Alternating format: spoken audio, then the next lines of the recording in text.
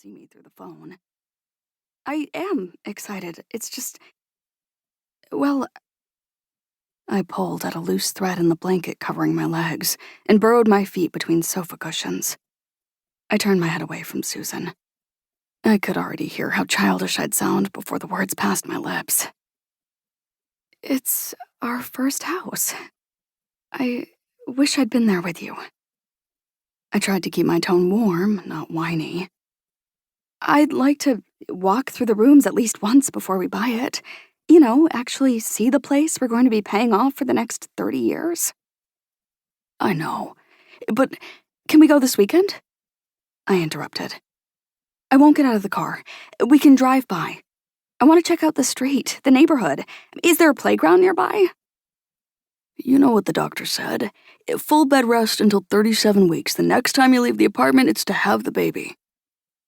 I groaned, knowing he was right. Come on, Laurel. We're almost there. Easy for him to say. It had been 15 days, and already I was stir-crazy. How would I manage another 3 weeks? I blocked the thought before my anxiety spiked and my blood pressure soared. Trust me, you'll love this place, Rob continued. I promise.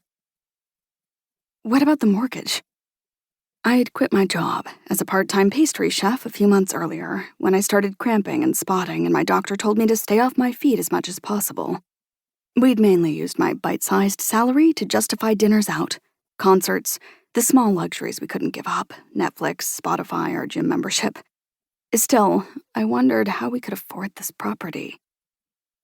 We're pre-approved, Rob scoffed, all confidence. Unless you bought a Porsche and didn't tell me, we're good.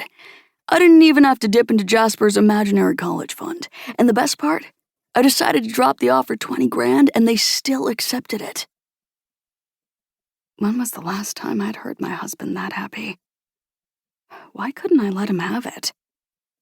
Doubts and questions looped through my mind, vultures circling, as I fiddled with the fringes on the throw blanket. They didn't insist on the asking price? In this market? That's crazy. I shifted. The baby hadn't moved since our call began. Or maybe she had and I hadn't noticed with all the excitement.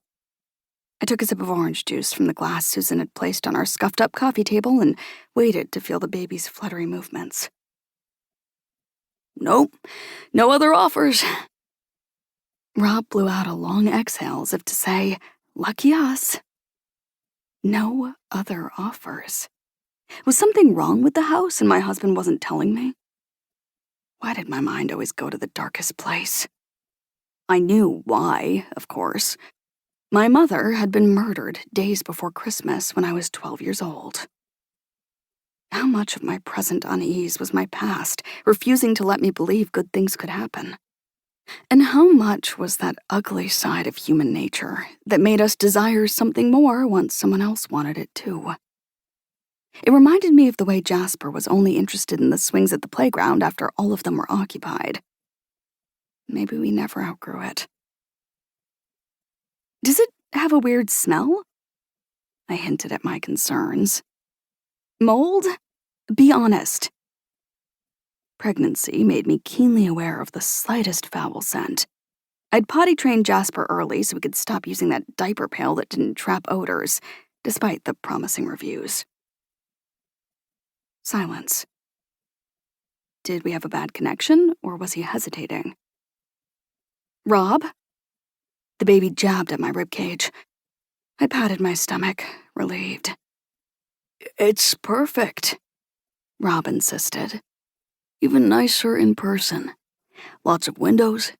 The floors were just refinished, the streets wide, trees on both sides. He paused. There's a creek behind the house.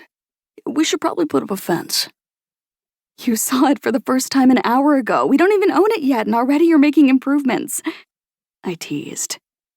Didn't I tell you it would all work out? Rob laughed as a horn blared in the background. I'm heading into the tunnel. I might lose you. We'll celebrate tonight when I get... It was nice to hear him sound like himself again. Since the pregnancy had turned high risk, he'd been on edge. Anxious.